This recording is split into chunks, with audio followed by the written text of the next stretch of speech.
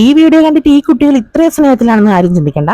എത്രത്തോളം സ്നേഹിക്കുന്നതിന്റെ 10 മടങ്ങ് അടിയാണ് കേട്ടോ ഇവിടെ. അപ്പൊ എന്തായാലും രണ്ടാൾ അങ്ങോട്ടും ഇങ്ങോട്ടും പാളയിൽ ഇരുന്നിട്ട് വലിച്ചുകൊണ്ട് നടക്കുന്നുണ്ട് കേട്ടോ. അപ്പൊ അത് കഴിഞ്ഞ് കുളിയും ജപമൊക്കെ കഴിഞ്ഞ ശേഷം ഞങ്ങൾ കേരള പഴനി, നമ്മുടെ ചോച്ചേരിക്കുന്ന് കേരള പഴനി, തൃക്കൂരാണ് കേട്ടോ, തൃശ്ശൂർ ജില്ലയിൽ തൃക്കൂര് ചോച്ചേരിക്കുന്ന് പറഞ്ഞ സ്ഥലത്ത് കേരള പഴനി, നമ്മുടെ പഴനി പോലുള്ള തന്നെയുള്ള തമിഴ്നാട്ടിലെ പഴനി പോലെ തന്നെ ഒരു അമ്പലമാണ്.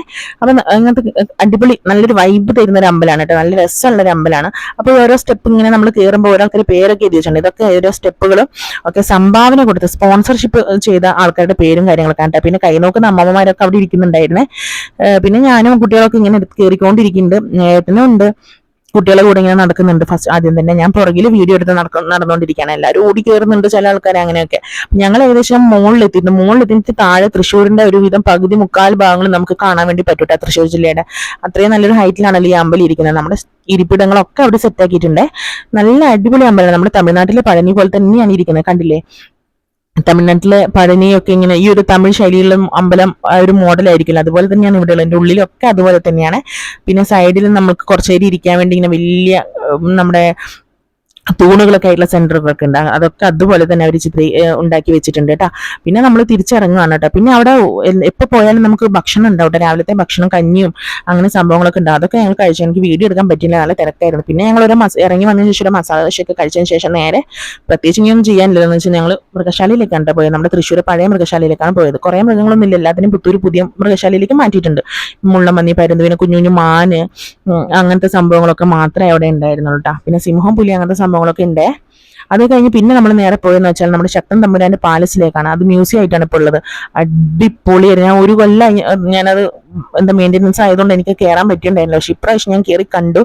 ഇനിയും പോകണം. ഞാൻ ഇനി എത്ര പ്രാവശ്യം ആയാലും അതിൻ്റെ ഉള്ളിൽ പോയി കാണും, എനിക്ക് അവസരം കിട്ടിയാൽ. അത്രയും എനിക്ക് ഇഷ്ടപ്പെട്ടു. എനിക്ക് ഇഷ്ടമാണ് ഇങ്ങനത്തെ ഈ വീഡിയോസും കാര്യങ്ങളൊക്കെ കാണാനും.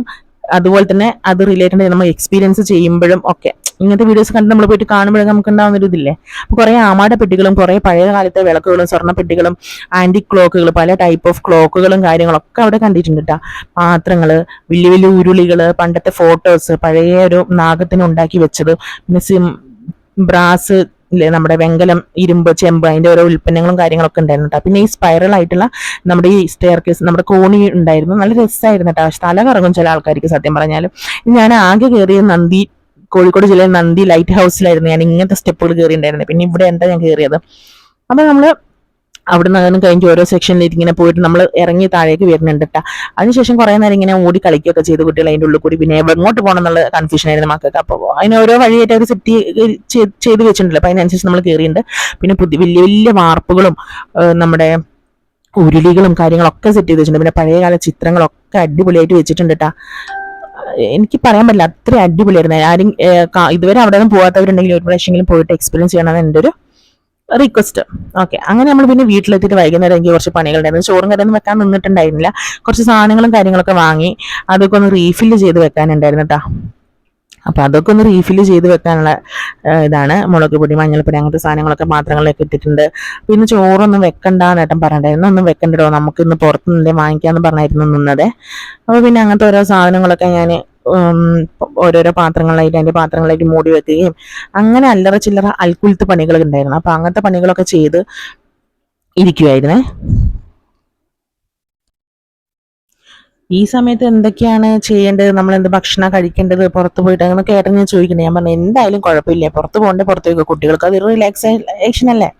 പുറത്ത് പോയിട്ട് നമ്മൾ ഇന്ന് രാവിലെ കഴിച്ചു മസാല ദോശ കഴിച്ചു. അപ്പോൾ ഇവർ കുറേ ദിവസം അൽഫാമൊക്കെ കഴിക്കണം അമ്മ എന്ന് പറഞ്ഞുകൊണ്ടിരിക്കുന്നുണ്ട്. അപ്പോൾ ഏട്ടനത് ശരിയെന്നാ നമുക്ക് എന്തെങ്കിലും സെറ്റ് ആക്കാം എന്ന് പറഞ്ഞിട്ട് ഏട്ടൻ നിൽക്കുമായിരുന്നു കേട്ടോ. അങ്ങനെ ഞങ്ങൾ പുറത്ത് പോയിട്ട് ഭക്ഷണം കഴിക്കാനുള്ള സെറ്റപ്പിൽ നിൽക്കുവാണ്. അപ്പോൾ ഞാൻ ബാക്കി കുറച്ച് അവിടെ അടുക്കള വൃത്തിയാക്കാനും പിടിക്കാനൊക്കെ ഉണ്ടായിരുന്നു. അപ്പോൾ അങ്ങനത്തെ കാര്യങ്ങളൊക്കെ ചെയ്ത് പിന്നെ വിശക്കുന്നെന്ന് പറഞ്ഞപ്പോൾ ഒരു 4-5 മുട്ട എടുത്ത് പുഴുങ്ങാൻ വെച്ചിട്ടുണ്ട് കേട്ടോ. അപ്പോൾ എല്ലാവർക്കും കഴിക്കാമല്ലോ. അത് കഴിഞ്ഞിട്ട് ഇനി ഭക്ഷണം കഴിക്കാൻ പോകുമ്പോൾ ഇനി ഇച്ചിരി നേരം വൈകില്ലോ, അതുകൊണ്ട് ഉണ്ടായ മുട്ടയൊക്കെ ഒന്ന് എടുത്ത് പുഴുങ്ങി ചെറിയ കട്ടൻ ചായയൊക്കെ വെച്ച് കുടിച്ചിട്ട് ഈ രാത്രി ആവുമല്ലോ ഇനി നമ്മൾ ഭക്ഷണം കഴിക്കാൻ വേണ്ടി പോവാം. അപ്പോൾ ആ ഒരു പണികളൊക്കെ ചെയ്ത് പിന്നെ വൈകുന്നേരം ആയപ്പം കുറച്ച് വിളക്ക് വെച്ച് നമ്മൾ പ്രാർത്ഥിക്കണ്ടേ. അപ്പോൾ ഒരു വിളക്കൊക്കെ വെച്ചിട്ടുണ്ട്. വിളക്ക് വെച്ച് പ്രാർത്ഥിക്കലും കാര്യങ്ങളൊക്കെ കഴിഞ്ഞ് പിന്നെ നമ്മൾ സന്ധ്യാസമയപ്പം പോവാന്ന് വിചാരിച്ചു. 7:30 സമയത്ത് നമ്മൾ പോയിട്ടുണ്ട് കേട്ടോ. പോകുന്ന സമയത്താണ് ഗേറ്റ് അവിടെ കിട്ടി. നല്ല രസമുണ്ടായി. എന്തോ ഞാനത് വീഡിയോ എടുത്തിട്ട് ആ ഭാഗം കാണാൻ വേണ്ടിയിട്ടാ. അപ്പം പെട്ടെന്ന് തന്നെ ട്രെയിനൊക്കെ കുറേ നേരം കാത്തുക്കണേലും ട്രെയിനൊക്കെ വന്ന് നേരെ ഞങ്ങളൊരു കടയിൽ കയറി നമ്മൾ അൽഫാം കഴിച്ചു കേട്ടോ. നല്ല ടേസ്റ്റ് ഉണ്ടായിരുന്നു. കുഴപ്പമില്ല, നല്ല ടേസ്റ്റ് ആണ്, കുഴപ്പമില്ല. കുട്ടികൾക്കൊക്കെ ഇഷ്ടമായില്ല, അവരുടെ ഒരു ഹാപ്പിനെസ് അല്ലേ നമ്മൾ പ്രധാനമായിട്ട് നോക്കുക. നമ്മൾക്കും കിട്ടും, നമ്മൾക്കും കഴിക്കാം, ശരിയാണ്. എന്നാലും അപ്പൊ ഞാൻ ഒരുപാട് വീഡിയോസ് ഇട്ടിട്ടുണ്ട്, എല്ലാവരും എന്നെ സപ്പോർട്ട് ചെയ്യാൻ മറക്കല്ലേ. Tata bye bye, see U.